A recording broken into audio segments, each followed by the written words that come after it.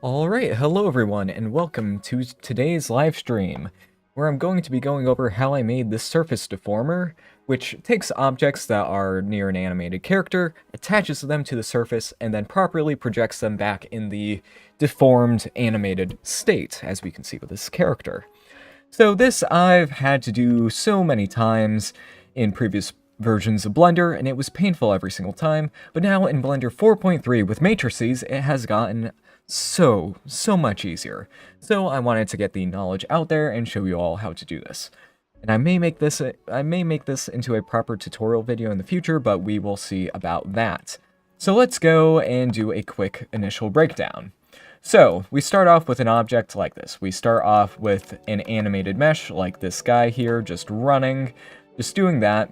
But then we have a ton of meshes, and this can be arbitrary. It could be any kind of mesh. And then when we apply the surface deformer, when the character is actually moving, it will accurately deform. But it's referencing the rest position, like this. It just sees where it is in regards to where the character is in this static space, and then it starts moving. So how does this work?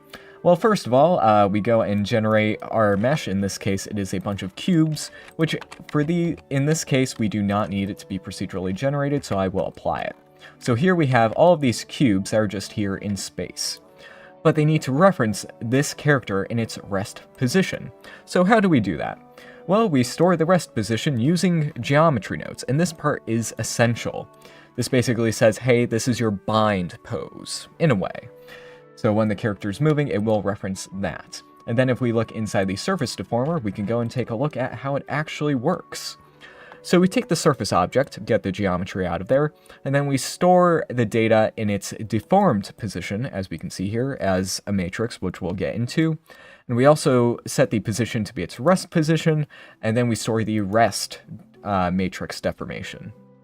And then we go and sample the near surface, we take the deform matrix and the rest matrix, do inversion, multiply the matrices, and then transform the points of our cubes here to deform along there. Which, to be honest, that part isn't bad. So how do we go and get the actual matrix? Well, in this case, this part is, the most complex part of it. We need to get the position, rotation, and scale of each individual face corner in this instance, which isn't the funnest. But here we get the position. That's easy, you just get the position, and then you get the rotation, which in this case, I know in previous versions of Blender, I would actually have to store all three parts of the 4x4 matrix, the X, Y, and Z axes, but in this case, we're using a rotation because it's more convenient and may be okay in all other scenarios, but we'll see about that. This should work just fine.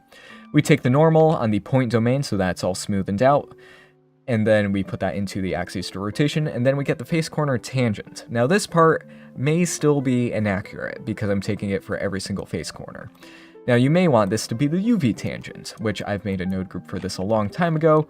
These are the internals. This probably needs to be updated, but that's probably a bit better. But just for simplicity's sake, so that you don't need another node group, this one works just fine. So you change the axes to rotations. The order of this doesn't really matter too much, but it should be Z and X. If you change it around, it'll probably mess something up, but it should be completely fine. Beyond, just changing the orientation. Well, actually, wait. Yeah, it'll change the orientation a little bit, so I wouldn't entirely recommend that. But that should be, yeah, pretty much like that. There are some inaccuracies, which I'm assuming is from the tangent here being a bit wonky. But if we do this, we should see that there's very little difference. I'll have to look into that, but it should be okay. But then you just compare the two matrices, and then do what I said before, just use the sample near surface node, take the deform and the rest matrix, transfer those onto this set of geometry, this data path, do all this, and you should be good.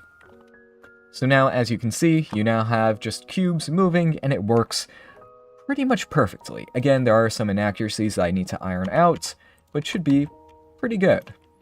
Now, this project was inspired by a friend of mine. They needed some help moving some vines, which I quickly made this vine generator. It's not great, don't judge me. But they needed help taking a predetermined mesh and then deforming it on the surface of an object. And I've had quite a few other projects that needed stuff, like this. So again, taking stuff like this, in this case it's curves, so it could be like, I don't know, hair curves. And then those just get deformed properly even though they're not strictly attached. Which in this case, unlike the deform curves on surface node, the interpolation should be a bit better, because this node has some problems with the interpolation on the faces being per face instead of per point. So when you really start to deform things, it will lead to grid-like artifacts. While with this method, even though it is on the face corner, actually, oh, wait a minute. I may have to, the normal should be fine, but I think you may have to take the tangent and then evaluate it on the point domain to make that work. I would have to double check on that. UV tangent should be fine either way because that should be consistent. But anyway, with this, it's a bit more convenient and it's not a black box like the deform curves on surface node, and it works on stuff that isn't curves. So that is a plus. You don't need a UV map to bind them together, you just need a rest position, which is very, very nice and convenient. So if you need this, which you will need this for, well, I've had quite a few scenarios where I've needed this, and it's become very, very useful in many situations. So let's try this on a different kind of object. Like, oh, what if you need, instead of something like this, let's go and delete the, uh-oh. Oh, is that sharing mesh data? Oh, that sucks. Okay. Right. Okay, no, that's not. Okay, that's not sharing mesh data. Okay, we're clear. So what if you needed to attach an object to the surface of this mesh and make it move correctly? Well, one thing that I've done in the past, let's go and reset this to be non-deformed, is I would put a triangle on the mesh and then surface deform that triangle, which is very nice. And then you can go and parent an object to this triangle and it will deform correctly. So in this case, we can take a monkey. Again, this is just a basic thing. We can go do this, and then we can go and put it here, Control P, we'll do it to vertex triangle. We can just move this, put it right here. So in this case, this should make it so that when all of this is moving, there we go. The object is now attached to the surface and it looks pretty good. And the bigger the triangle is, the less jittery, it'll average out everything a bit better. So if we make it bigger or smaller, like if we make it really, really small and put it like more onto the surface, we'll see that it takes less of the deformation into account. But you can see how that can be very, very useful. Oh, and this can also be applied to instances, if I do it correctly. Which, how would I do that? How would I do that? Actually, yes, I should try it. The only possible caveat is that, yeah, to make this work on instances, yeah, that might be a little bit, yeah, that might be a little bit interesting. Did you find someone to finish the function node? No, I have not. While it would be nice for that node to be fully developed and implemented, it's been almost a year since it was last developed, so I don't have super high hopes for it, but it would be very nice to have an alternative or a more flexible way of doing math in Blender, because nodes, while good, when things get complicated a lot faster. But it would be nice, but don't hold your breath. But yes, here we go. So yes, attaching things to the surfaces of objects is very nice. Now, I should mention, in previous versions of this that I've made, that didn't use a matrix, they were slightly faster. Like in this case, I think this is maybe 3 to 4 milliseconds slower than the ones that didn't use matrices. But this one is so convenient to use that I think it's better this way.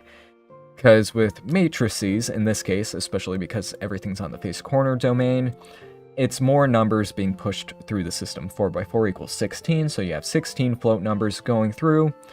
So that's a little unfortunate if you just transfer a location, rotation, and scale in as vectors, which in this case, we're not even using the scale. So I could isolate this even more so that we just have 6 numbers being passed through, which means we would need 4 sample near surface nodes, which, while it's technically a bit faster, it's more inconvenient. And there are cases where, you know, if you do all the triangle math correctly, You can get the scales in there, but this is, a good starting point. And if you need something more accurate, you can make it more accurate. But yes. Did you see that Goo Engine is now officially developing the NPR branch, and maybe someone from the community would eventually do the same for GeoNodes? I've been keeping track of the NPR branch for quite a while now, and it's looking very amazing. It will be very cool. In terms of it bringing stuff to geometry nodes, I'm not sure about that, but it will be bringing the repeat zone from geometry nodes into there, and a for each zone for the lights into the shader editor. So it's very, very good to see. We're seeing geometry nodes help out the shader editor, which has been a long time coming, but it is very appreciated. And all the NPR stuff will be amazing. Like, for those of you who have watched my, sorry, is the music a bit loud? It's a bit loud in my headphones, so I will turn it down a little bit. With the fractal stuff I've made before, that was made using the NPR branch because that had the repeat zone, which made ray marching extremely easy to do, versus the tons and tons of node groups, which was a huge pain in the rear. But yes, geometry nodes has been very, well, while the repeat zone does have to be, fully recoded to be put into the shader editor, the framework for the zones that geometry nodes, the GeoNodes devs developed, helped out quite a bit, I'm pretty sure. But yes. Okay, so that's how you make this deformer. Now, if I were to teach this, what would be a better way of showcasing this? If I were to make a little tutorial for it. I'm not sure. Like, it's not that difficult. The most unconventional part of this is that you have to put a rest position on all of the deforming objects, but that's standard in this case. If you move the object, oh, that may be an issue, because it should be breaking right now. Yeah, okay. What's the problem? No, that is set to relative, though. Why is... Oh! That's a bit of a problem. So, this is... Okay. So, the rest position is in local space, not global space. Which will lead to a few issues. No, it's fine. It's fine.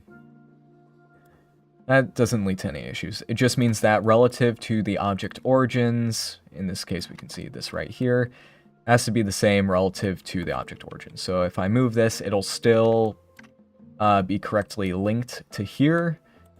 Yeah, no, that's fine. Moving stuff in object space does not matter. So that's good. It's just if you move this mesh in edit mode, it changes the rest position, and we'll see that things get a little bit messed up, but leads to some very, very goofy results. But yes, there is the setup. If you have any questions, please let me know, and if you have any suggestions, please let me know. I think this is pretty good. The only problem being that I can detect right now is the subtle changes when you switch the X and Y, which I think it should be fine. But for the more robust setups I've made in the past, I did use the UV tangents. But we are still seeing a few discrepancies, which I'm not happy about. They're not terrible, but like x-axis seems to be correct. Like all the squares seem to be square, this seems incorrect, and then Z will just cancel everything out. We set this to Y, we can just see a few little differences. Which, if we were to... Okay, we're getting into the weeds here, but it's fine. If we use a combine matrix node, this would be a more technical way of doing everything. But in this case, like, this is... I won't be showcasing this method if I choose to make a tutorial. But in this case... Oh, wait.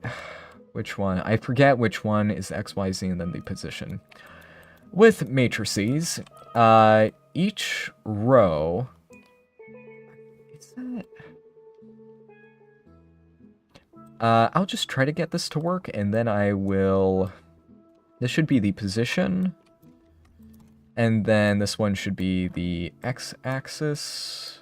And then one of them should be the y, and then the other one should be the z. Ignore this, because this is just an experiment. Again, the simpler one is always the best. But here we can see an absolute abomination, which means that I've done this incorrectly. I forgot how this is done. Let me just connect these parts and then we can worry about that part. Is it the last column that's the position? I had a picture guide for this, but I forgot where I put it. One of these needs to be the cross product of these two, or an actual different axis. Yes, okay, so I think I need to flip around U and a U. There we go, okay. So now that's basically doing the same thing as there, but this can add in the shearing to everything else. So that is technically more accurate if you want to do scaling and all that stuff absolutely correctly, especially if you don't normalize the tangents. But yes, that's a simpler version and it works very, very well. Again, not that many nodes, and it works very, very well. What is this? Sorry, can you explain simpler? By the way, I hope you're doing amazing there. Yes, I can. Let's see, let me try to explain this in very simple, non-mathy terms. So, the goal of this project is to make it so that if you have a ton of objects, you can deform them by a moving object without the need for an armature. So if you had something like an object that's wavy. So actually, yeah, that's a good example. So let's go and make a nice waving object. Let's put in a wave object. What if we needed these cubes to deform according to this wave instead of the armature? Well, what we need to do here is store the rest position before the waves happen, and then switch the object that this is referencing. So in this case, it's the waves. So now if we take a look at this and hide everything else, we can see that the cubes are being deformed by the wave.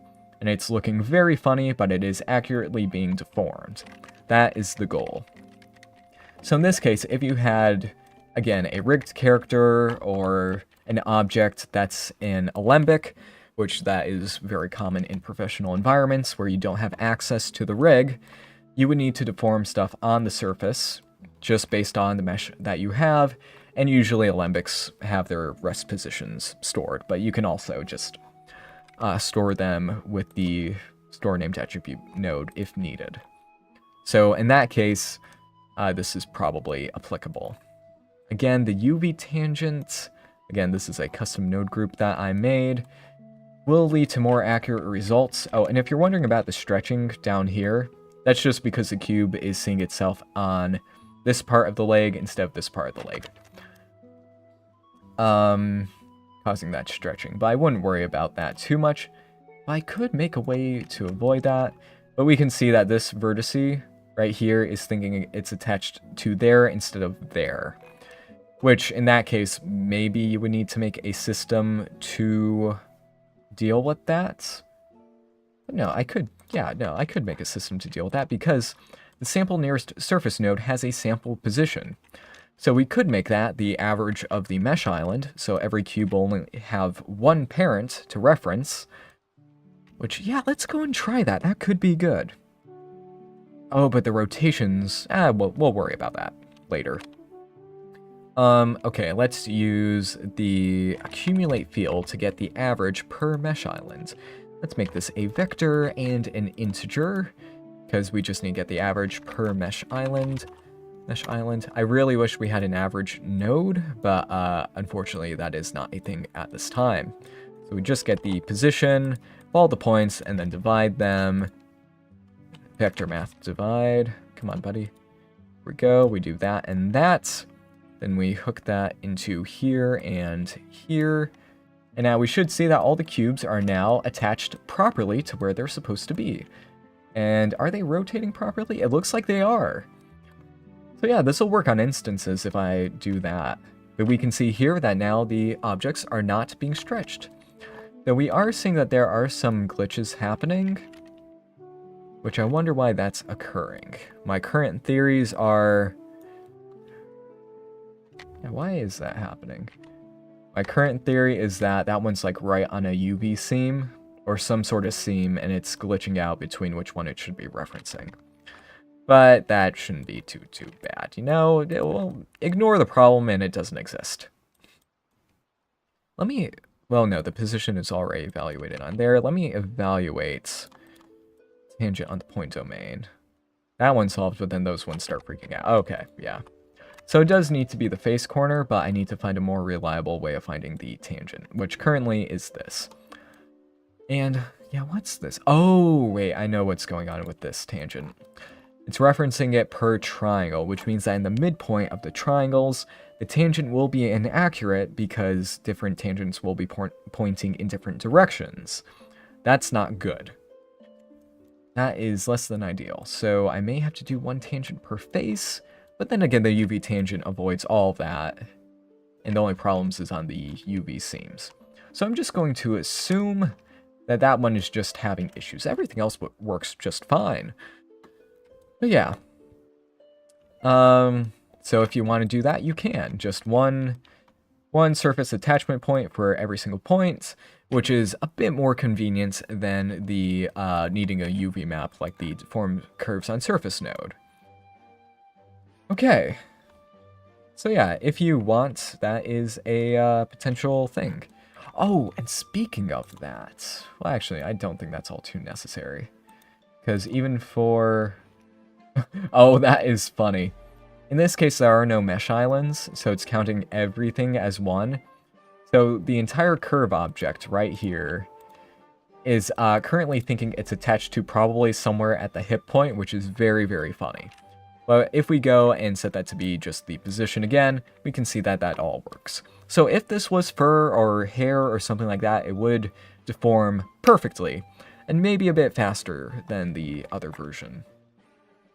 Though, there could be faster ways, including the instances.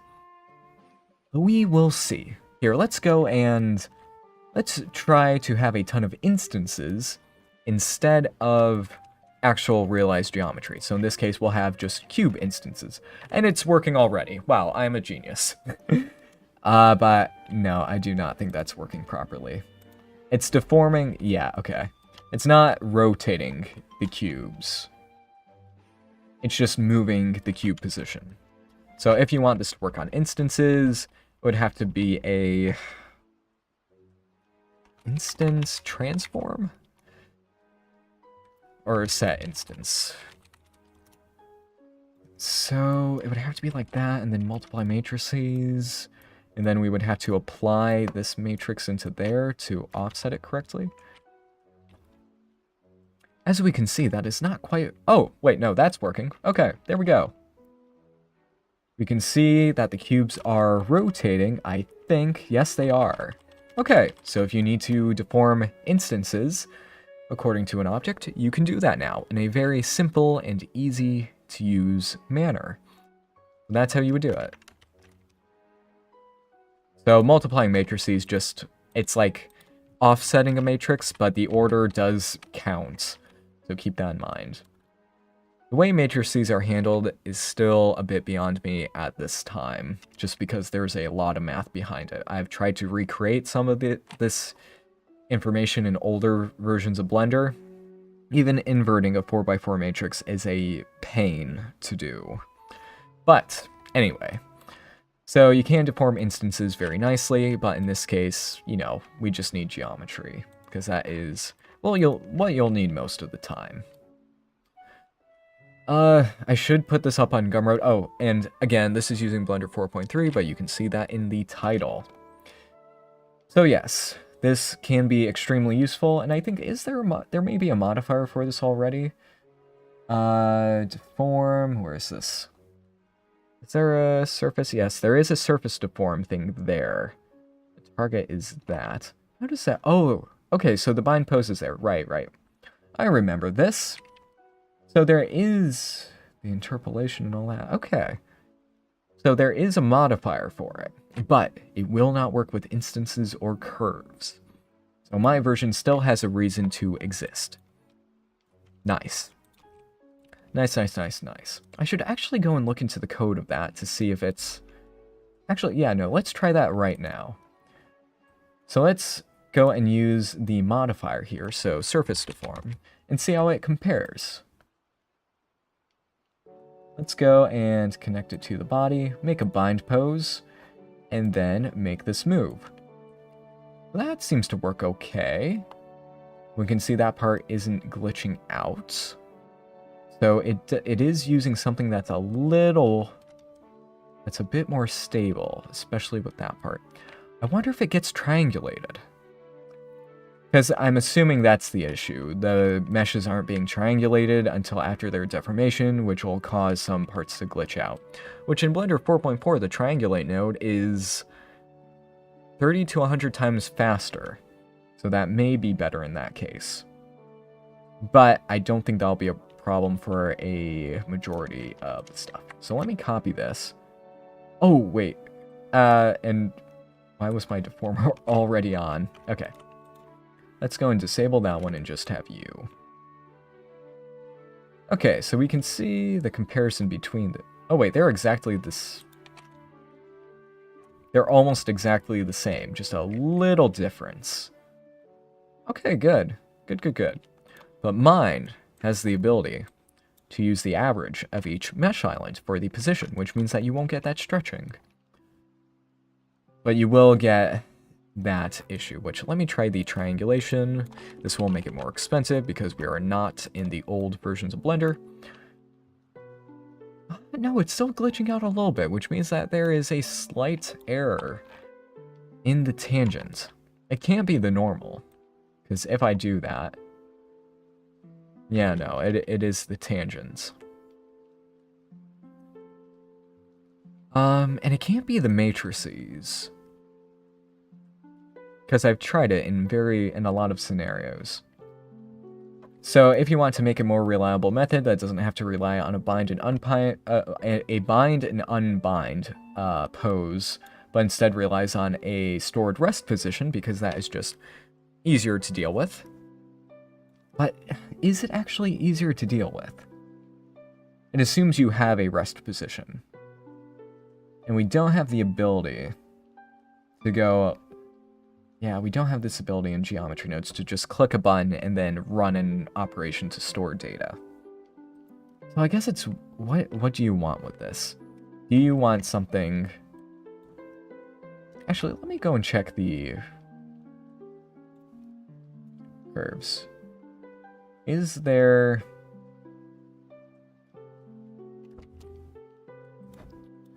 Can you surface deform curves? Let's go and try that. Nope, not surface deform. Surface deform. Nope, that is the GeoNodes version. Let's go to deform, and then there's mesh deform, not surface deform. What is the difference? I may have just crashed Blender. Oh no, okay, no, that's still fine. It just took a while to store the data. Oh wait, that might be like a lattice thing. Yeah, that might be a mesh lattice kind of deal. Anyway, there we go. If you need it, it's there. I should probably put this here just in case, so that's a variable. Because there are sometimes scenarios where you need a different source position than the actual position. Sometimes. But in this case, I think it's okay. Where is the... Okay, yeah, let's go and disable that, move this back over to here, add in the deformer again. Surface deformer. And then plug this back into here, and let's go and make it so that instead of vines, we'll use the hairs. So again, if you have a character that has a lot of hair on it, that should be functional, except something is lagging, and I am not sure why. It wasn't lagging before.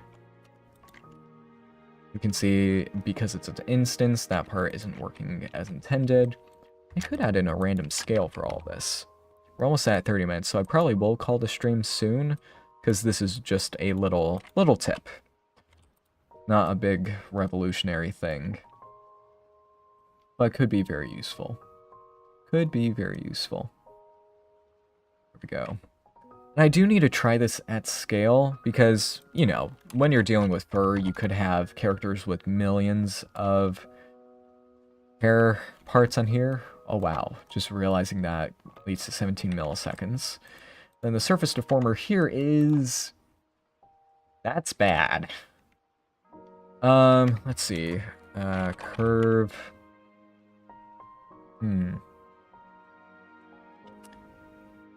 Let's try a little speed up. Curve roots. We need to read the curve roots. So the root position, if we feed that into there and then evaluate this on the spline domain, this will speed... Actually, no, that won't work. If we evaluate the matrix on there, then maybe that'll work. Still 37 milliseconds, but that is a bit faster. It is around 15 milliseconds faster. So again, let's go and stress test this. Let's go and check how many hair curves we have. Let's go and set this to be... spreadsheet, right. Right now, we have 24,000 splines. No, those are rookie numbers. We need to bump those up. Yes, 250,000. Which is still rather low. And then the deformation is expensive. And, other techniques that I've tried in the past were to, instead of doing this matrix multiplication... Ooh, and that makes it so much more expensive than doing it once per spline. Yikes. What was I saying? The problem here is that they're doing a matrix multiplication and an inversion all on every single fiber on this thing. I think that may make this more efficient, is moving the matrix multiplication to be before the sample near surface and then only calculate that. So the offsets only get calculated on the surface of the mesh, which is much fewer polygons, and then it just gets sampled to the hair curves. There's a slight problem though, which I will demonstrate. Here, instead of doing this, we're going to go and do those offsets beforehand. Let's go and do those calculations before it goes over to the curves. It will be significantly faster, but it won't be right. So if we do this and take a look at it, we can see that it went down, actually not that much, but we can see that there are issues. Unfortunately, the matrix interpolation for the faces does not work as I would like, even with the UV tangents. Now, if I were to split this up into the location, rotation, and scale vectors, it would work. But unfortunately, yeah, we wouldn't be able to use the nice inconvenient matrix math stuff for that. So unfortunately, that's pretty expensive. And actually, I need to try this on even more hair curves, because that is only that much. We need to try on something even denser. So, that much. Now, let's go to 5.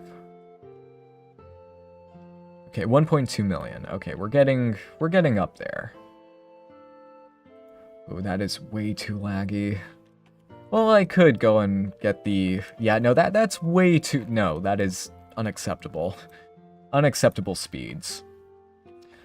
So I could try and pull the older version that I had and put it into here. And yeah, well, let's go and compare it.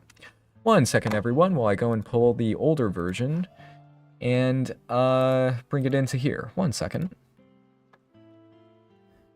So let me go, and this version would be from 4.1 or 3.6, I forget which. Let's see, where would that be? And I may have lost it, because I did some reorganization. Nope, okay, we still have it, good. 1 second while I go and pull that from the other blend file to here. So this one would work in Blender 3.6. Because it tries to use, like, the XYZ, which would be in the matrix, but yeah, I'll go and explain it when you can actually see it. Okay, let's go and get rid of... Oh, I had multiple tabs open at once. That's less than ideal. Don't save both of those. Okay. Sorry about that, everyone. Still getting it up. And running. Okay, I think this should work now. Let me go and toggle window full screen again. Here we go. Okay, so now if we switch this from this one to the 3.6 version, this is gonna hurt. Oh, wait. Oh, that was on the wrong object. Wait, why was that on the wrong... What object am I selecting? Oh, there's two... Oh, that's why it was lagging so much. There's two of them. Let's go and not do that. Wait, why is it not showing in the outliner? Did I break something? Or, oh, okay, no, it was just parented. I'm sorry, I was being dumb. Okay, let's go and get this one, which, yeah, that part's fine. All those are happening, and it's being extremely slow. Again, this is on a test with 2.5 million points and 1.2 million things. Actually, that's not too bad. 800 milliseconds isn't the worst. But no, that's still very, very bad. So let's try to look at the other one. So this one... Oh, wait. This is a newer one.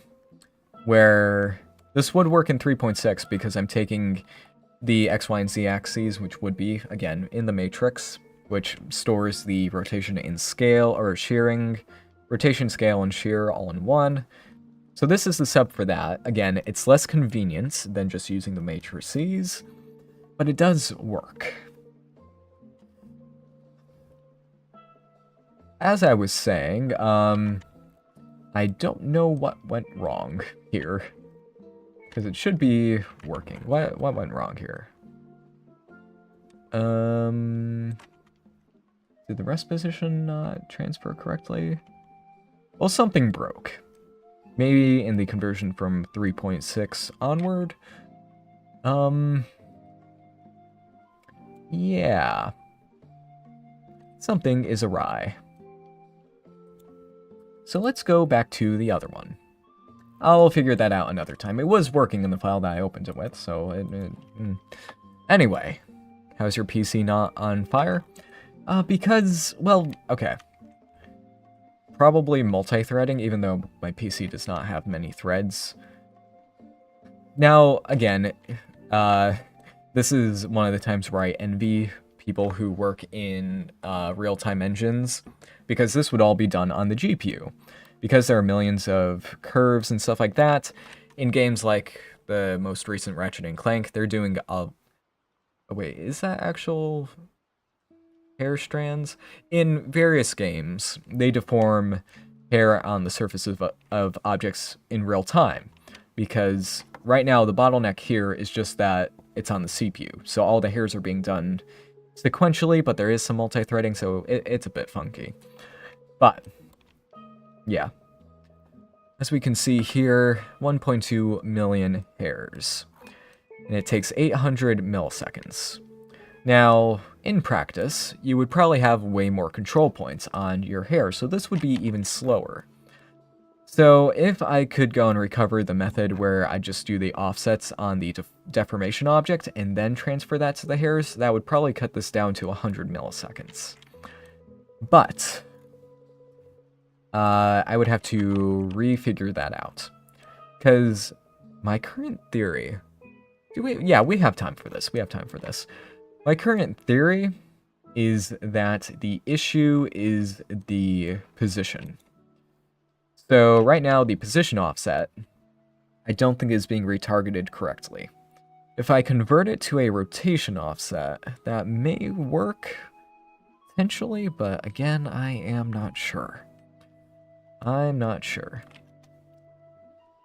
But just offloading the very expensive calculation that's being done per hair strand to the fairly low poly object here.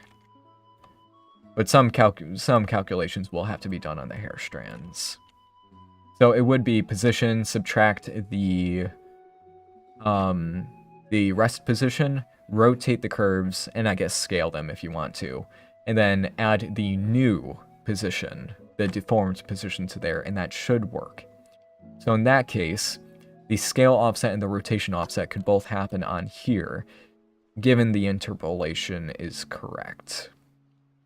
Maybe. Not sure. But just for speed's sake, let's go and reduce this down to 100,000. Oh, and also these ones are glitching out because I'm still using the curve root for the, yeah, this part. Oh, wait, I forgot to evaluate on the spline domain. That would make it less expensive. Let's go and try this. Again, let's go. Again, this whole setup is just generating vines, generating the curves, and then generating cubes, and all that. So we can go and increase this to 500, to the 1.2 million. Let's go and take a look at this. And we can see that the speed has been increased to 503 milliseconds, which is better. That's 300 milliseconds saved. But it could be more. How can I make this better? What if we were to separate... No. Separate the transforms. And we did these individually so that we can just straight up ignore the scale. Okay, I'm going to disable this for the time being so that it doesn't have to recalculate every time I change one part of the node. So here we can subtract the position. Again, I'm trying to avoid all the complicated stuff, but eh. And then we rotate the vector. No, rotate vector, not vector rotate. Rotate vector. There we go. It's still recalculating one of these setups. And then we invert the rotation. And then rotate rotation so that we can get the rotation offset. Rotate rotation. There we go. Okay. There we go. And we do not need the scale. So that part is ignored, which hopefully will make this a lot faster. I'm not sure if that needs to be global or local. We'll worry about that later. And then, oh wait, no, that needs to be the rest, and that needs to be the deform. Okay, I may have to invert a little bit of this, but it should be fine. Okay, now if we re-enable this, we should see, is this more or less expensive? No, it's about the same. Before we do the interpolation on the spline. So here we could make this even less expensive. No, that made it more expensive. Okay. Oh wait, no, it is just more expensive. How about that? But we can see it is working.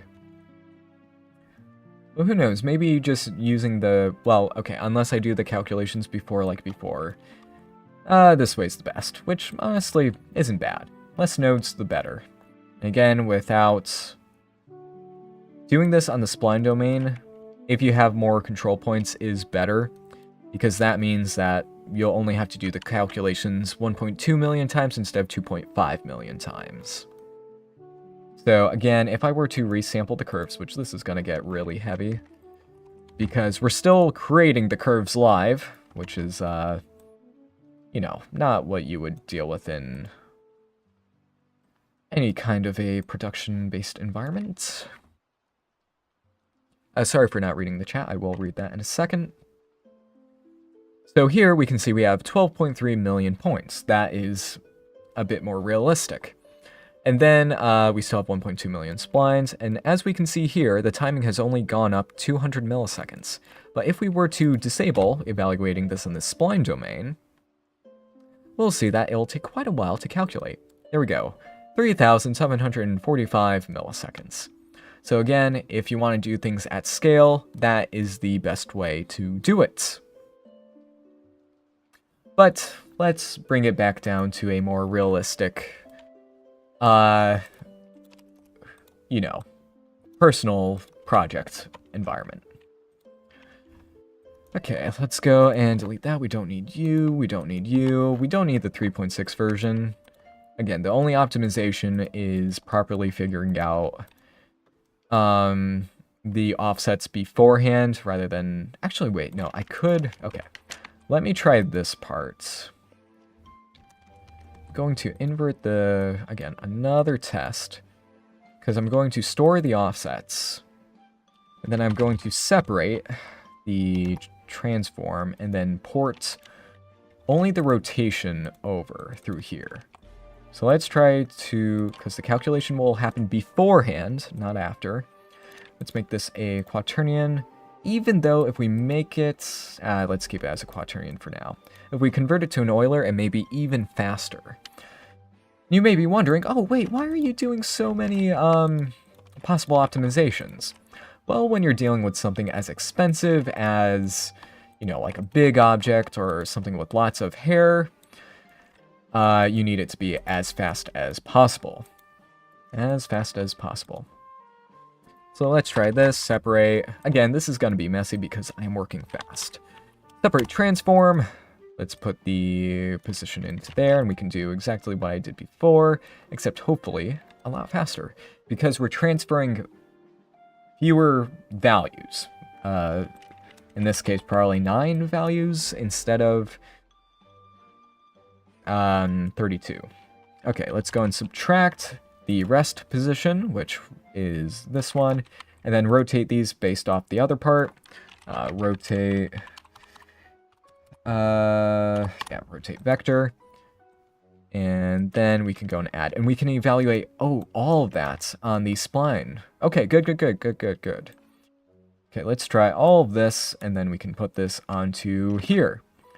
So we can see all that's running, and it's, you know, not bad. Let's go and set this back to the crazy amount of pairs, and also resample the curves to be 10 points, just so that we can go and check out all that. Add in a 0.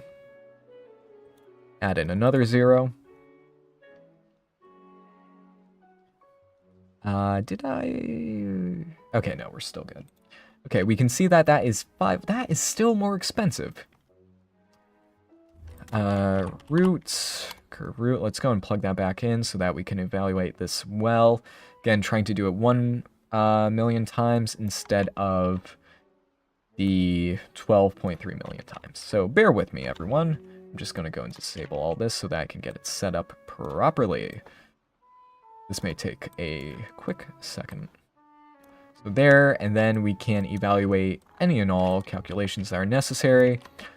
Actually, no calculations are being done. That's specifically, well, actually, no. We're just going to put evaluate on spline on all the inputs so that the sample near surface will only happen where they need to be. Sorry that's become such a web. Now let's go and see how long this takes. There we go. Okay. So, 1.2 million, all those being moved in 500 milliseconds. So that's a 5 or maybe over 5 times savings. But yeah, that is much better. And we can see that they are deforming properly. So if that's not even too much bigger, because we're doing, again, yeah, no, that's not the worst. I just need to, okay, let's slightly organize this because that's pretty bad. Then we could make this even more efficient by just invert the rotation and then rotate that so that we don't even need to do a matrix multiplication directly. Okay, let's go and do a rotation. I probably should have saved part of this, but you know, not strictly necessary. Is that working correctly? It may be inverted, but I don't care. Oh yeah, no, something's wrong. Local? No, I think the inverted one has to be swapped. And that one goes on there. I'll clean it up. 1 second, everyone. This is a mess. I apologize. I apologize greatly. This is insane. Okay, I'm gonna go and clean it up. Okay. Let's delete everything we do not need anymore. So we can delete you. We'll remove you from the frame. bring you down here, bring you over here, bring you over here, bring it down. Bring you over to here, connect you and you. Again, we could switch this to an Euler, just to switch it to a vector, and that could make it more efficient. But I think that's splitting hairs at this point. Ha ha ha, pun not intended, oh my god. Okay, so we have this. Again, using the matrices just so that we have a much cleaner setup. Only transferring the data that is strictly necessary, evaluating everything on the spline domain so that it only has to calculate once per spline. Again, a much more efficient method. Let's go and move this over to here. And here we have the setup. There we go. Not the worst. Not the best, not the worst. Perfectly mid. Which I'm okay with. Actually, if I move this to be right here, you know. There we go. Now all the lines and the boxes are very nicely aligned. So there we go. That is theoretically the most efficient method. But it could be even more efficient if I switch both of these to be on the point domains. And then make sure all that's evaluated correctly. But again, splitting hairs at this point. Actually, is it though? Because it would have to be converted with the sample near surface. It would have to be converted to the base corner domain for it to... no, it should be fine either way. It's all good. So again, if we take a look at this... And again, this is slow because we are generating all those curves still. But we can see that the timings here are not that bad. Again, yeah, no, that is not bad. And that... To be honest, that may just be the calculation for this part, but I am not sure. But there we go. Is this the surface deform modifier we made in geometry nodes? Yeah.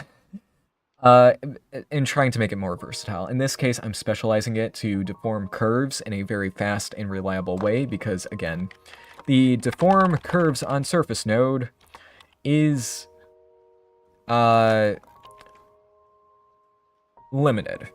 It's a black box. You can't control what attributes it uses for, like, the bind pose.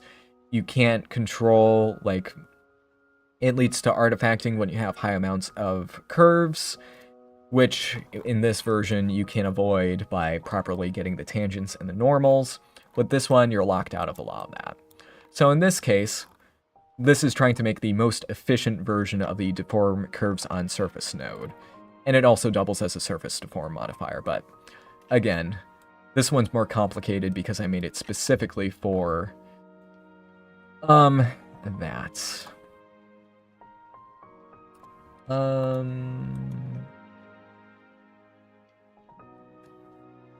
I could also eliminate this group. Because I just need, I forgot how this is done. There's a very efficient way of getting the first point on the spline with very few nodes. Like in this case, it should be fine. This is the one that Blender includes.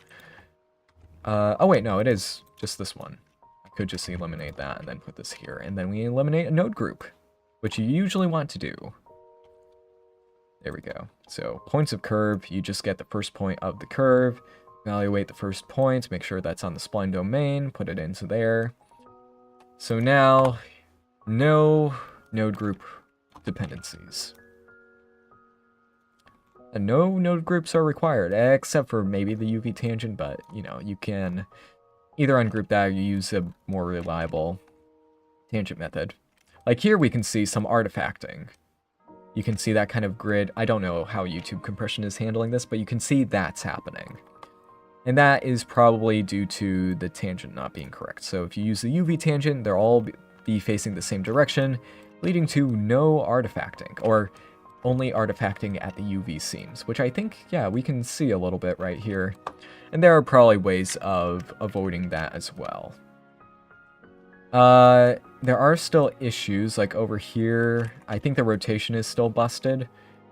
I would have to check if they need to be, like, certain parts need to be inverted or not.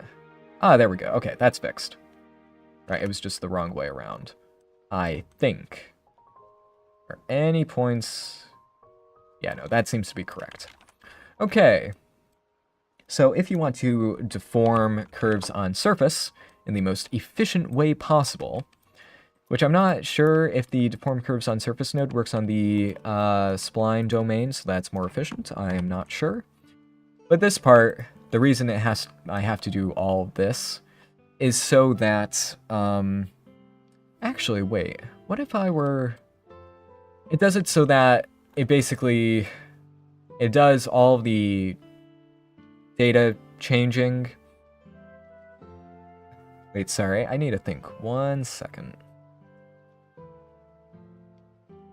No, that's the best method. Instead of evaluating it on all of the points of the curve, it only does it on the spline domain, so it's like once per curve. And since we're using the root position, it's saying, okay, basically, do the calculations on a point that's on the root, and then project that onto all of the other points on the curve. Not project, but evaluate, which is, you know, what all that's for. So, that is a much simpler method. And you may want to do, I've noticed in my experience, if the mesh has a position of 0, this will lag out a ton because it's trying to find the mesh, and with the KD tree, it's trying to find a infinitely small point, so that'll be a pain. So I would recommend putting in a contingency if the rest position is 0 or doesn't exist. In this case, I don't think it's necessary. But again, that's if you're dealing with stuff that is extremely, extremely heavy. But yeah, that's how I would do it. And as we can see, it's not the worst setup. Not as light as it should be, but it's not too bad. Not the worst. Okay, let me read the chat. Your tutorials help me start on Blender. I'm both overwhelmed and inspired by how you guys are so good. I've had almost a decade of Blender experience at this point. I started when I was a young lad, a young kid, and I just kept going, and then geometry nodes became a thing, and I was just like, this seems good. It has led to many opportunities, and it is pretty good. It's like Houdini, but less difficult to get into. And what you're seeing right here is pretty advanced stuff. Like, this is me trying to get the most performance out of a system that is possible. Again, how many people are dealing with 12 million curve points?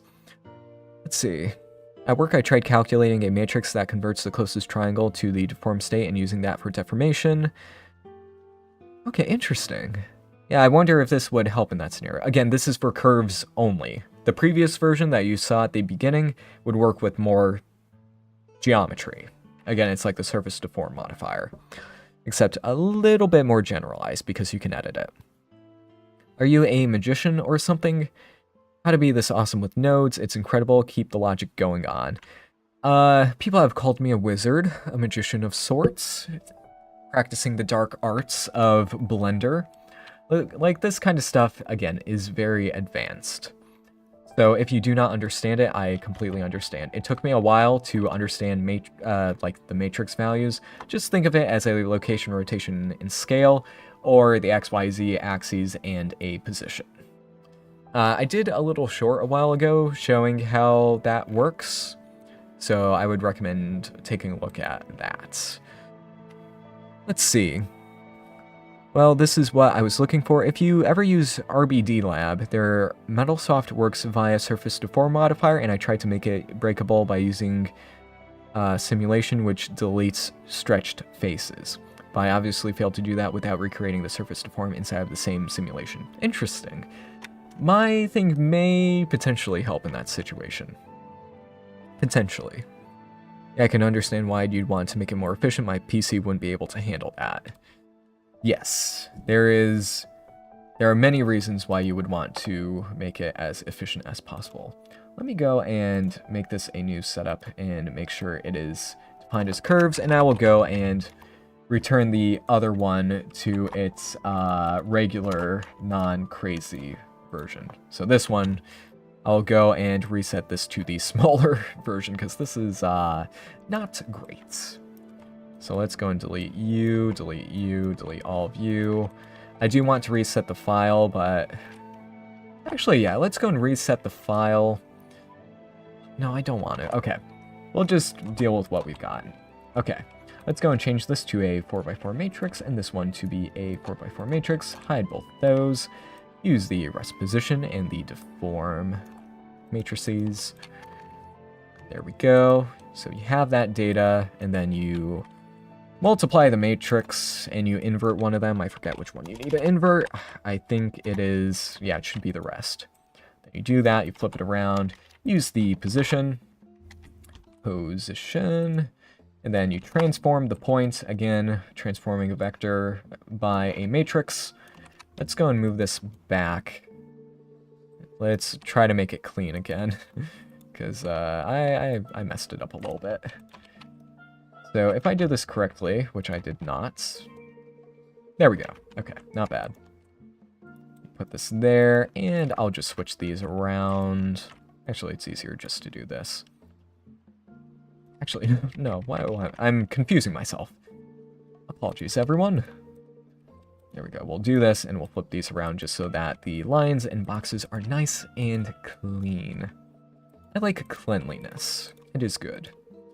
You want something people can very, very easily understand in a few seconds, rather than hours.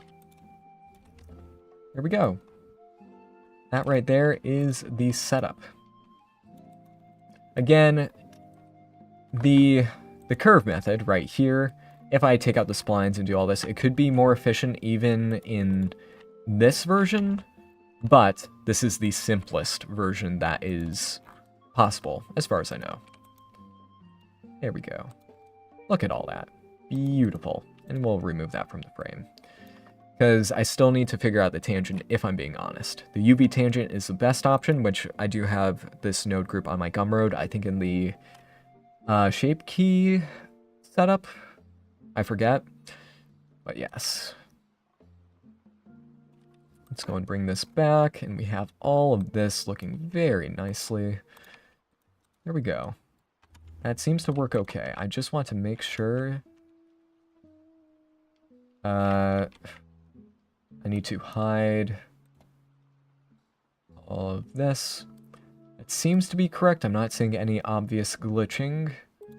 The stretching is happening in between there, so that is correct. And we have the monkey just resting on that triangle there. So that is working phenomenally. There we go. Oh wait, no, that cube is screwed up. Something screwed up. Something is screwed up. That seems to be more accurate. Does this have a UV map? Yeah, it does. Okay. Something's up with that. I'll figure it out. But all that seems to be fine. Face corner domains, that should be good. Yeah, that seems to be fine. Okay. And again, I can make the instance variant because all you need to do is put the matrix offset onto the instance. So that'll work just fine. So again, a very variable solution. A very generalized solution. Like, all you would need to do is have a switch to say, hey, this is on instances, so you can have a collection be deformed by a surface, which I have made before. And I'm not sure if I might have put that up on Gumroad. I'm not sure if that one was using the matrix nodes. Probably not, but this would probably be an easier way of doing it. Again, it doesn't have to be a humanoid. The only requirement is that the deforming mesh needs to have a rest position for this object to bind to. Yes, that is the only major requirement. Again, let me go and do this. Just to demonstrate, we will have an object. And again, it's referencing the rest position, so I need both of their object origins to be in the same location, which can be an Achilles heel if you're not familiar with it. So we can have this, have a nice wave texture running, and then we just switch the object and make sure, again, that the object has a rest position. Store rest position, we can see that that's glitching out because it has to be the first in line. Now we can see that it is still bugged oh, apply the rotation. Because again, both of them... There we go. Oh, I keep forgetting that the rotation for this body is off. Whoopsie. Both the object transforms have to be the same, so just keep that in mind. So in this case, I would just parent the object to the body. We can see that that part is working quite nicely now. Let's move it over to here. There we go. We can see that that's working fine, and then if we make it work along the normals, perfection. Exquisite. Even though I think there may be some glitching happening. I think the tangent may be inverting. That's what it looks like. Okay, why? The primary axis and the secondary axis, maybe... Yeah, let's switch it to be the UV tangent. Oh yeah, UV tangent fixed it. Yeah, use the UV tangents. There we go. So let's go and delete that and make sure that's back onto here. Let's go and clean up the unused data blocks. Yeah, all that seems to be good, and boom. Unused data has been purged. Very, very nice. Okay. Let's see. I was late to the party, but I remember the UV tangent from another project. Can I think of it as an interpolated normal based on the UV position? No. In this case, you know how you have the normal that always fires out from the center, or from the normal of a face? Well, the tangent is like going from one, you know, goes along the surface of the face. The normal is pointing outwards from the face. The tangent is some direction along the surface. So the problem with this deformer is that if the tangents for each face are facing a different direction, that will lead to errors. You want them all facing a nice general direction so that it can interpolate per vertice correctly. So the best way of doing this is the UVs, because those usually give a nice general easing direction. The only problem is that there's seams. Yeah. So that's the only possible issue, which is another dependency. So I would need to have like what's the UV map of the surface deform object? You would have to specify which one you want to use for the UV tangent. So if you want interpolated normals, you would have to either use one tangent per face, which in this case is technically incorrect. I would have to use a corner of face, and I would have to just get 0 and 1, evaluate on domain, and this would, evaluate at index. I always get those mixed up. That would have to be a vector, face corner. You would have to do that twice. So this happens per face. You get the position, my bad, everyone. Position, my bad, everyone. Position, you connect that to there, subtract it to get a tangent. You usually want to normalize it, but since it's going into here, it gets normalized automatically, so I'm going to do it anyway. Make sure this is evaluated on the face domain, because again, it's the corners of face node works with the face index. So if we do this, we can see that, actually, let's try to actually see it. There we go. We can see that the tangent data is working correctly, but it's per face. If we look at the tangent, the UV tangent per face. Wait, I thought that was interpolated. Oh, it wasn't wait, what? Evaluate on domain. Let's make that a point. There we go. That's interpolated, but at the seams it can lead to errors. We look at here. Yeah, that's a problem. Face corners. Yeah, no, that's a problem. Yep, that is inaccurate. That is inaccurate. It does not interpolate correctly. Yeah, that is a problem. Or is it? Because it gets one face corner and then looks at the one next in line and does that, so maybe it's fine. The center points are probably an issue, though. You usually want one solid color per face, or a nice interpolated color. Which again, if we look at the normals look like that, and then the tangents look like that. In the shader editor, you can look at the tangents, but yeah, tangents are special, because they either need to be UV map based, or like position-based. You take the normal and then you cross-product that with an axis. So if we do cross-product here, we can see that nothing shows up, but if we do that... I'm forgetting something. I think I forgot how to do... No, the normal should be working correctly. So that should be a z-axis tangent of the normal. So in theory, that should be correct. Do I need to put that on the bottom? It's been a while since I've done that. That looks a little... I have forgotten how to do that. Anyway, you just need a tangent, which is just the position from one point on the face to another along the surface, so that it knows where it's going. Now, if all the faces on this mesh were triangulated, that would make things a bit easier, but they are not, and yeah, that's the crux. Even in the deform curves on surface node, in the comments on the code, the developers were talking about finding a way of interpolating that. But the good news is, with this version, with this geometry node setup, you can make any tangent method you want and swap them out. If one doesn't work, you can switch to another, which I will need to research this, because UV tangents are the most reliable in my experience, but I think I broke something. Anyway, let's go and delete all the unnecessary parts of this setup. Let's go and re-enable you. We do not need you, because we already have you. There we go. Now let's go and reduce the amount of curves, because that is just, to be honest, a little too crazy for my liking, you know? A little bit too nuts. Okay.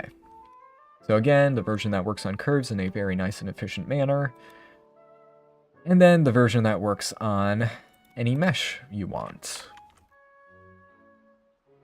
UV tangent is the best. That tangent method is probably really bad. And then this is the face tangent. There we go. Cartesian caramel, wouldn't that just be the world space axis, not the local space? Probably. I should mention... Yeah, no, that wouldn't work, my bad. I have to be on the rest. Yeah, tangents are still confusing to me. Unfortunately, we do not have a built-in version of that, which would probably be more accurate. But we can make it ourselves. I just need to find the right algorithm. But that's the good thing. We can do it ourselves instead of waiting for 4.4 or 4.5. Let's see, I was late to the party, but... Oh wait, no, I already answered that. This setup only works on unwrapped models. If we need the UV tangent, then yes, only on UV unwrapped models. Because the data that the surface deformer needs, as of right now, since I'm still developing it, is a rest position attribute and a tangent. In this case, the UV tangent. So it needs a UV map and a rest position. Those are the two things it needs. So that is the issue. Let's see. Oh, I missed that comment. Okay, love your videos. I'm still a GeoNodes beginner, but I have some Houdini experience, and I was trying to recreate a hair setup that uses a tube mesh to guide the hairs, kind of like XGen. It failed. I think I know what you're trying to do. Let's see, I've seen a video of it done in Houdini too, but I'm too dumb to replicate it. Yeah, things to do with collisions are always a pain. Stuff like, I think that is possible in Blender, but would not be convenient. So, yeah. It's possible. I've done stuff like that, making hairs collide with various objects, but unfortunately it's not convenience. That's the problem. Like when node assets become a viable solution, like I would be able to make a surface deform setup, and it would be very useful and interchangeable as like a, like the modifier, but better and more generalized. But we're not quite there yet. Not quite there yet. But we're on the way. Again, if you have to do stuff in Blender rather than Houdini, there is a way. It's just not always the fun way. Why am I messing up with the rotation? Something still feels wrong. And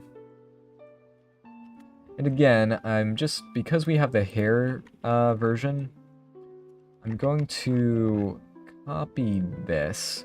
I just want to see what the speed difference is between the two. So again, I'm going to try to use this method, and we don't need you.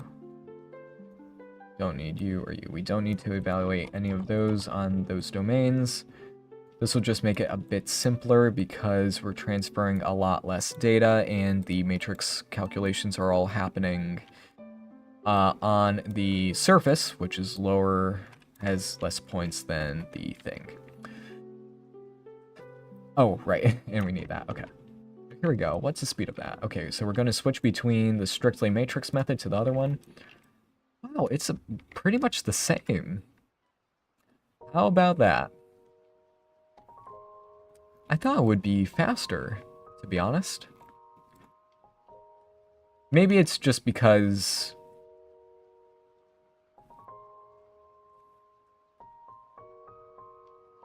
Oh. This part is faster, but this part is more expensive. Intriguing. Intriguing. I think it's because that calculation has to happen. Well, that means I could make it even faster by just capturing those two separately with named attributes and then doing all that separately so that it doesn't even have to go through the conversion processes. But, you know, if I switch this to an Euler, or no, a vector, so that has to use an Euler. Nope, that makes it more expensive. So, okay, the conversion processes from the rotation and translation to matrices and then matrices back to that, while it is very nice and convenient, it may be a bit more expensive. Okay, good to know. But if you are evaluating it, again, like on the spline domain and then transferring it back, it would be more efficient. So there are more optimizations that can be done if you're really strict about your calculation budgets. Which in this case, you know, if you're doing this, you're probably fine. You're probably fine. Whether it takes 5 minutes or 5 hours, probably... We're not doing that. We're deciding whether or not it takes 1 second or 1.1 seconds. And yep, that's good. Let's take a look at the face tangent because this is the... I don't know why that part is still... It looks like it's switching to something else. Let's take a look at the rotation data.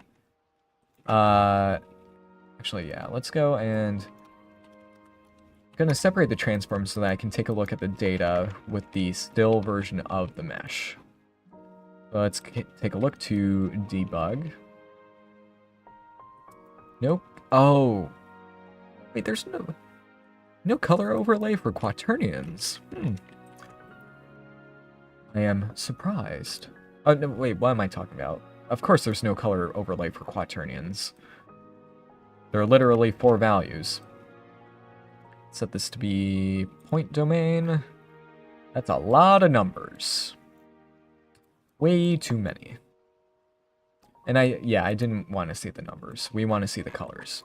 I want to convert that to an Euler. So all we need to do is do that and then it converts. So we can see this. Okay, I'm slightly concerned with what I'm seeing here. Face corner. Yes, I am slightly concerned with how this looks. That may be okay, I'm not sure. The position values seem to be fine. And then the rotation values do not seem to be fine. Even though they're on the face domain, it's acting... Oh, wait, okay. If we do this, then, okay, that... Yeah, no, that's more accurate. Now we're evaluating the rotation on purely the face domain, which will have issues if the mesh is bending and the interpolation, all that fun stuff. Which is why I had the normal like that. Lots of questions that need to be answered. Lots of questions that need to be answered. But now if we look at the end results, we should see that that is rock solid. Yeah, no glitching whatsoever. The only issue is that the interpolation may not be smooth. So the issue was that, again, the normal being on the point domain versus the face tangent being on the face domain, that caused some issues. Which makes me think, would it be better if I swapped these so that the primary is the tangent? I feel like that would be worse. I'm not seeing any glitching. Or am I? No, yeah, I'm seeing glitching. Something is inverting, and that is not right. If I were to just circumvent the converting this into rotation and then just made this the X, Y, and Z axes, that would be simpler. Something's wrong. The normal should be the primary axis, just because that one is the least, like, things go... There's no chance of inversion with the normal. That part is completely fine. Normal is very stable, while the tangent is the one that just can't make up its mind. That is still funky. I am very surprised by that. And then when you have that, yeah, it's just fine. That is very interesting. Let's go and take a look at the data once again. All the data seems to be clean. Like, if you're wondering why it's not all nice and even, that is simply because, well, it's using the face corners, and whichever one is the first face corner can still be gimmicky. Then if we look at this, we can see that these are mostly stable, though there are some cases where they could be a little bit inverted. Something feels wrong with these rotations. The music has changed, which is my cue to stop streaming. Need to wrap this up. Oh yeah, it's been over an hour and 20 minutes. My apologies, everyone. I got caught up in the math. That would be better as an oiler because it will not have harsh discontinuities caused by 0 to 360 degree angle crossing. You are correct. Yes, that would make sense. Like, there could be some funky stuff with the Oilers. While our quaternions may not have those issues, but again, quaternions can't deal with, as you said, that part. The most robust method that I can think of is the one that I had before, where you just straight up say, combine matrix. Where we say, hey, we're just not gonna deal with any rotation values. We're just gonna go straight up and use the actual X, Y, and Z axes of the matrix. Which again, at this point, I might as well use the method that I had before, where it's just using the dot products and such, because that would probably be more efficient. But you know, yeah, I may actually end up using that. That may be better. But Blender probably handles that much more efficiently. So here we can just plug in the X, Y, and Z axes. In this case, the Z would be that. The X, yeah, we can just plug in the tangent by tangent and the normal, which fortunately I put all those in the UV tangent thing. We go and plug that into there. Now this data should be a little bit... it is looking a bit better. Like, if you're not sure what colors I'm looking for, I'm just looking for weird inversions like we're kind of seeing here. It looks like that part's inverted, even though it probably shouldn't be. And then I can still separate the axes. So right now, it's being converted back into a rotation, which actually... In this case, no, we should be fine. Because it's no longer converting it into a rotation at all. It's straight up not a rotation at all. So that part may actually be okay. Tangent by tangent normal. And then the position is the 4th column, I think. Keep forgetting which is which. Delete the viewer node. I think I bleeped something up. Yeah, that's more stable. Why would that be the X? Unless I'm forgetting something very crucial about matrix multiplication, which, to be honest, I may be. No, but internally it's a 3x3 matrix and the deformed curves on surface nodes, so it should be fine. It shouldn't be that kind of glitching. Okay, something's up. It's definitely the tangents. It's always the tangents. So I'll go and research that. But yes, that is... It's mostly fine. Even though things still seem to be a little bit off. I think that cube is being stretched is just from the... Yeah, no, that's just from the neck being moved. Yeah, that part's fine. That part is fine. Convert rotation to axis angle and use the axis as the color for the viewer. That could work, yeah. That is a good idea.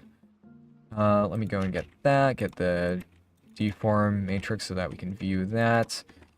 Separate, transform, and then to axis angle. There we go. So here we can see the axis. Honestly, that is clean.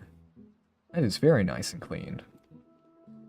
Like, the only parts that are glitching out, I'm not even sure if that's glitching out or if that's just regular deformation. It seems to be fine, though that may be inversion.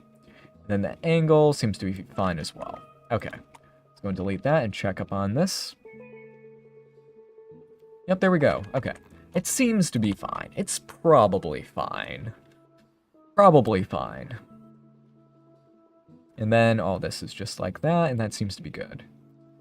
Again, I wish I could do the matrix part beforehand, but for some reason part of the interpolation is not working correctly.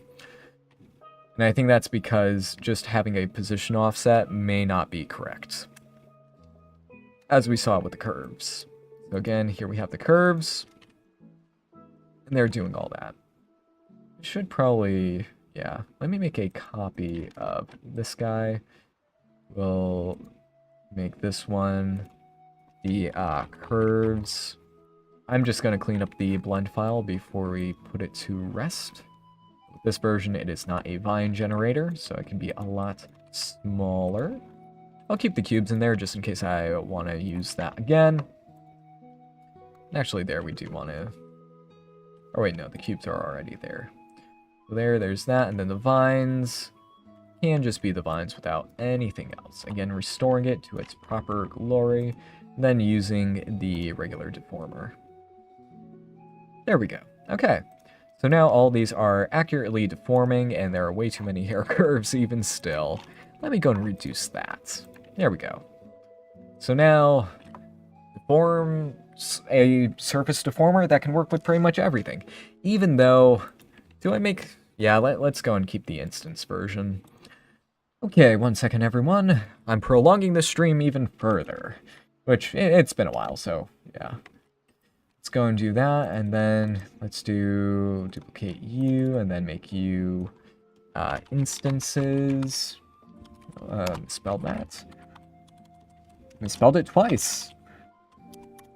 Here we go, surface deformer instances. With this vine thing, we're going to make this just instances. We're going to keep the cube instances, or it could be the curves, either way.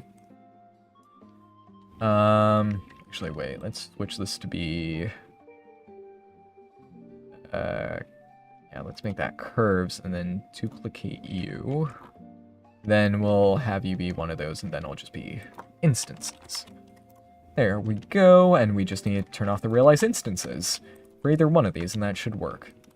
So now we have that. Now instead of this, we will use the set instance transform. Then we will get the instance transform, and then use a multiply matrices, make sure that part's on the bottom. That's what I keep forgetting. I keep forgetting that you need to put that part on the bottom, because you assume with the math notes and all that, that's fine. And there we go. It says, wait, what's there? Realized, yeah, no, we don't need to worry about that. So there we go, with quick edits. Now this is usable with instances. So we should see that those hair curves are now properly deforming, because they are instances instead of real geometry. Wonderful, fantastic, perfection. Just need to make sure that this is still happening on the instance domain. It should be. Yep, that part's fine. There we go. Okay, so now this will be, instances, because that's the instances demo. That is the curves demo. Curves. And then, that one is just the regular geo. That one is the regular vines, which is using the same thing, so I can leave this unnamed. Then what are you? Oh, that's the actual body. Okay, good. Then you are...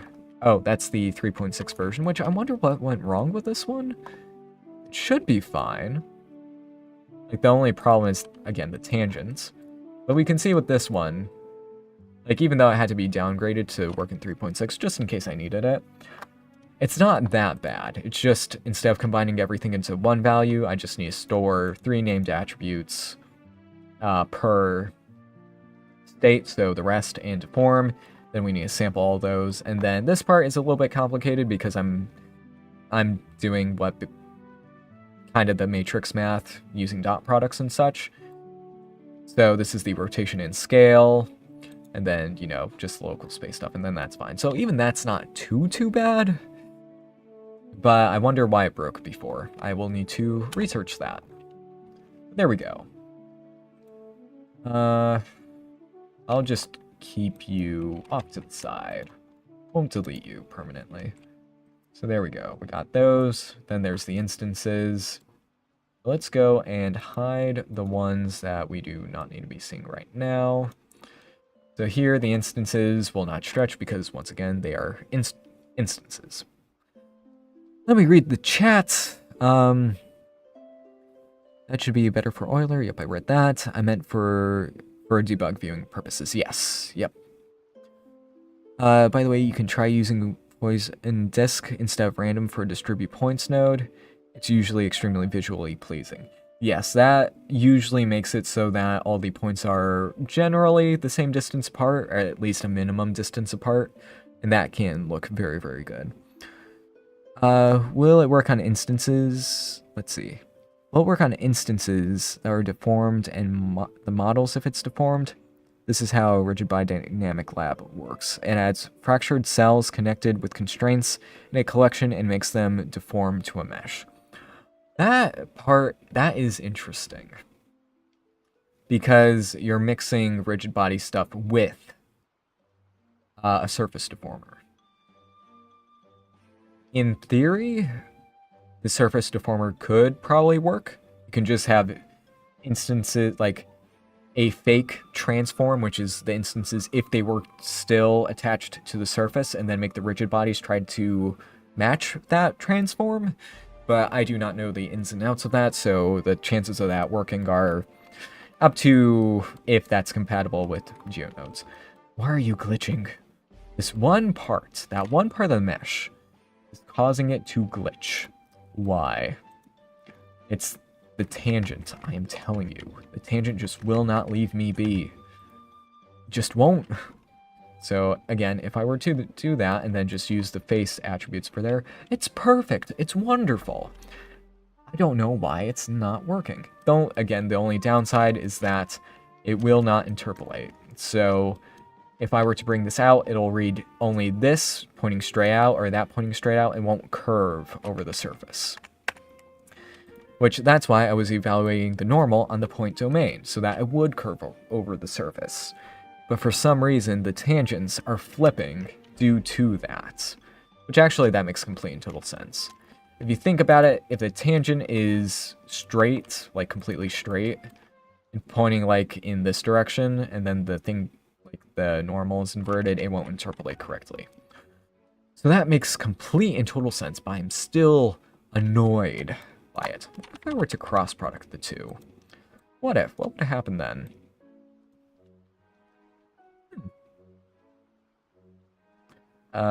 Something's still glitching. It's just a different something that is glitching. Yeah, I should have expected that. Okay, let's wrap this up. Okay, so now it's a surface deformer that, with a few variations, works on all of the main things. All of the main things. So, yeah, very nice. Okay, let me read the chat and then close this up for the night, because I've spent way too much time on this. Okay, could you chain multiple evaluate on domains to force the interpolation of face attribute to the point domain? Yes, but wouldn't work well. If the tangents are pointing different directions, like pointing towards each other from one face to another, when you interpolate those on the point domain, they will cancel out due to the interpolation, and then you won't have an accurate tangent, even if they're facing slightly different directions. If they interpolate too much, it will break and be unusable. Which is what I'm assuming is happening there. Like the normal, that part is fine. Smooth and normals are very stable. Right now we can see the flat shading and then the point version of those normals. Incredible. Perfect. Absolutely great. The tangent, though, is a pain in the... Yeah. And even in the shader, we can take a look at some of the stuff. So let me... Okay, AV Next is not complaining today. Very nice. We can see the normal. And then there is the tangent. Now this tangent is not the UV tangent. It is a world space tangent. But we can see that this one is smooth. If we had that data, it wouldn't work because of reasons. But if we get the tangents, which is, yeah, we can see it's either radial in world space, which is the XYZ axes, or it's the UV map, which in this case we can pick UV map. We can see that those are very nice and smooth. Oh, and we can see the motion blur is working. Very nice. So, for some reason, mine is not matching up with this one's. So this is a good ground truth. I probably need to look up the code for this one and then just transfer that into GeoNodes. But we can see here the only real issues are where the seams occur. And even then, there's probably a way to... It's probably not the worst. Like, if you have a character that's covered in fur, that may be an issue. But it's probably not that bad. Probably not. Probably. Yeah, but we can see this is the ground truth that I'm going to be basing it on. Oh, look, motion blur. Fun. Very fun motion blur. It's interesting how that blur works. That's something I like about Eevee Next, being able to see the motion blur. Still slightly annoyed about the lack of jitter depth of field until you render. That part annoyed me a bit. But anyway. Let's go and show all the parts again. There we go, the curves. I should probably convert, yeah, let me go and make this actual hair curves. So for those of you who don't know, Blender's curve system is a little bit funky. It tries to attach whenever you create it. So in this case, I want it completely disconnected from all that. I just want it to go and... there we go. There we go. Let's just have the curves and then transfer them to the curves object. And you maybe wonder, actually, wait, I could just convert it. Yeah, let me go and do that. Convert to curves. Now you can actually see the thickness of them. There we go. That's a bit better. That's what I should have done. And now we can put the surface deformer curves onto you, and that should work. I put that on the wrong thing. Please don't kill me. Good. Okay. Deform, surface deformer curves. Now let's make sure it's the actual body and not the vines I was trying to find. There we go. See, that's much better. Now, if we go and hide everything else, sorry if I was talking away from the mic. So here, let me go and switch the viewport display of the curves to be the actual 3D version.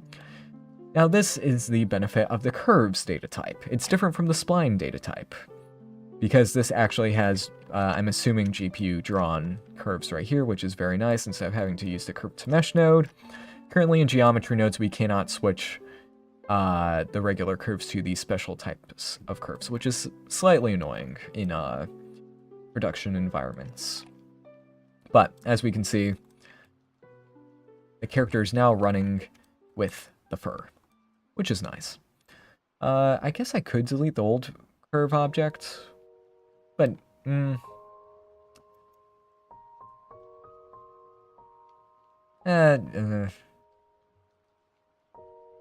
if I need, I'll go and regenerate them. That won't be difficult. I have the rest position, so I can do that anyway. So yeah, there you go. So now, if I wanted to make this a Christmas tree man, I could. And yeah, there we have it. Very nice, very good. Actually, yeah, I'm gonna add back in that curve setup, except I'm going to make it so that it is referencing the default body instead of needing that so that it can remain on the, yeah. Okay, let's use the set position node. Let's set it to be the named attribute rest position. Rest position.